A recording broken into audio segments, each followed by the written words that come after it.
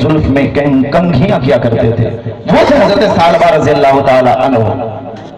ایک مرتبہ حضور صلی اللہ علیہ وسلم فرماتے ہیں اے ثعلبہ تم جاؤ یہ کام کر کے آؤ، کسی کام کے لیے حضور انہیں بھیجتے ہیں۔ اب حضرت ثعلبہ نکلے ہیں حضور کی بارگاہ سے، اور جب وہ کام کرنے گئے تو دوبارہ پلٹتے نہیں ہیں۔ صبح سے شام ہو گئے حضرت ثعلبہ مگر واپس نہیں لوٹے، ایک دن 2 دن 3 دن گزر گئے، وہ واپس نہیں لوٹے، دن گزرتے گئے یہاں تک کہ 40 دن گزر گیا مگر حضرت ثعلبہ واپس نہیں لوٹے۔ میرے حضور فرماتے ہیں عمر ذرا پتا تو کرو کہ ثعلبہ ہے کہاں، ابھی تک وہ واپس لوٹا کیوں نہیں ہے، پتا تو کرو کہاں ہے۔ حضرت عمر چند صحابی کی ٹولی کو لے کر کے نکلتے ہیں، پورا محلہ پورا گاؤں چھان ڈالا مگر کہیں حضرت ثعلبہ کا پتہ تک نہیں ملا۔ اب حضرت عمر فاروق رضی اللہ تعالیٰ عنہ اپنے صحابی کی ٹولی کو لے کر کے جنگل کی طرف چل دیتے ہیں۔ جنگل میں جانے کے بعد ایک چرواہے سے ملاقات ہوتی ہے، اس چرواہے سے پوچھتے ہیں او بھائی مجھے بتاؤ تم ثعلبہ کو جانتے ہو، ثعلبہ کو دیکھے ہو؟ وہ چرواہا کہتا ہے میں نہیں جانتا کہ ثعلبہ کون ہے، آپ بتائیے دکھتے کیسے ہیں؟ حضرت عمر فاروق بتاتے ہیں ہٹے کٹے نوجوان ہیں، ان کے سینے چوڑے ہیں، اللہ نے انہیں بہت تندرستی بخشی ہے، چہرے سے نور دمکتا ہے، بتاؤ تم دیکھے ہو ایسے شخص کو؟ وہ چرواہا بولتا ہے کہ میں ایسے شخص کو تو نہیں دیکھا مگر ایک شخص کو میں جانتا ہوں جو پہاڑی کے پیچھے رہتا ہے اور وہ ہمیشہ روتے ہی رہتا ہے، میرے پاس بکریوں کا دودھ لینے آتا ہے، میں جانتا ہوں مگر آپ جس طرح بتا رہے ہیں وہ اس طرح ہٹے کٹے نوجوان نہیں ہے، نوجوان ہے مگر وہ ہٹے کٹے نہیں ہیں، ان کے سینے چوڑے نہیں بلکہ وہ بالکل کمزور ہے، کبھی کبھی تو وہ اپنے پیروں پہ کھڑے تک نہیں ہو پاتے، گر جایا کرتے ہیں، وہ اس پہاڑی کے پیچھے ملیں گے۔ اب قسم خدا کی مسلمانوں غور سے سنیے گا، حضرت عمر فاروق جب اس بات کو سنتے ہیں تو فوراً پہاڑی کے پیچھے جاتے ہیں، اور جب پہاڑی کے پیچھے جاتے ہیں تو کیا دیکھتے ہیں کہ وہاں پہ کوئی اور نہیں خود حضرت ثعلبہ رضی اللہ تعالیٰ عنہ ہوتے ہیں۔ حضرت ثعلبہ رضی اللہ تعالیٰ عنہ وہاں پہ تھے۔ حضرت عمر کیا دیکھتے ہیں کہ ابھی کچھ دن پہلے جو کافی تندرست تھے اب وہ بالکل کمزور ہو چکے ہیں، ان کے سینے چوڑے تھے اب پست ہو چکے ہیں۔ حضرت عمر قریب جاتے ہیں، کہتے ہیں ثعلبہ یہ تمہاری حالت کیسی ہو گئی ہے؟ تمہیں مصطفیٰ نے کسی کام کے لیے بھیجا تھا، تم واپس پلٹے کیوں نہیں؟ آخر معاملہ کیا ہے؟ چلو حضور تمہیں بلا رہے ہیں۔ حضرت ثعلبہ کہتے ہیں نہیں عمر میں نہیں جا سکتا، میں بہت شرمندہ ہوں، میں واپس نہیں جا سکتا۔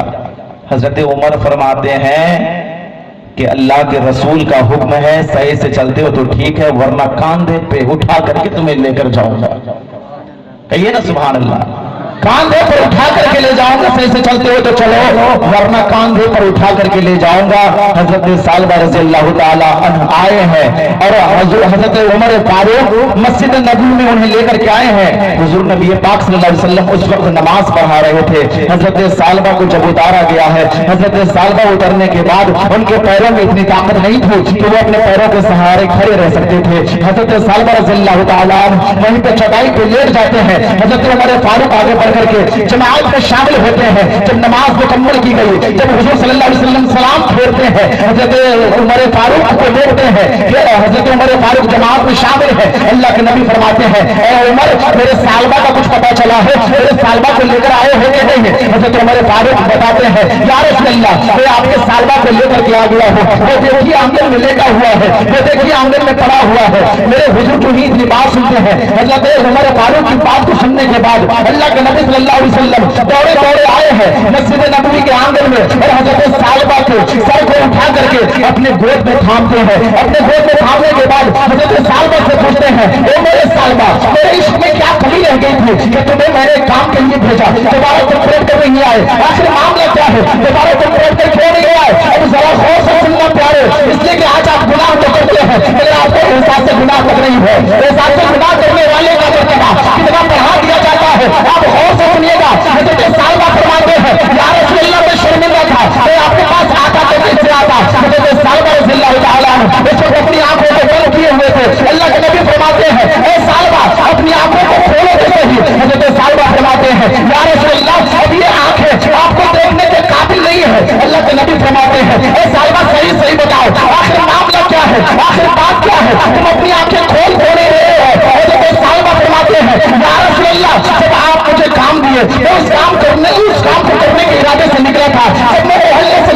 تھا جب میں ایک گھر کے سامنے سے گزرا تو اس گھر کے پردے اٹھ گئے. جب اس گھر کے پردے اٹھے تو اندر ایک حسین نوجوان لڑکی تھی جس پر میری نظر پڑ گئی, ایک غیر محرم پہ. جب میری نظر پڑی تو میں شرمندہ ہو گیا اور میں خود کو سنبھالنے لگا. میں من ہی من میں سوچنے لگا اس آنکھوں نے ہمیشہ جمال مصطفیٰ کا نور دیکھا ہے اور میں اس آنکھوں سے مصطفیٰ کا دیدار بھی سے کروں گا.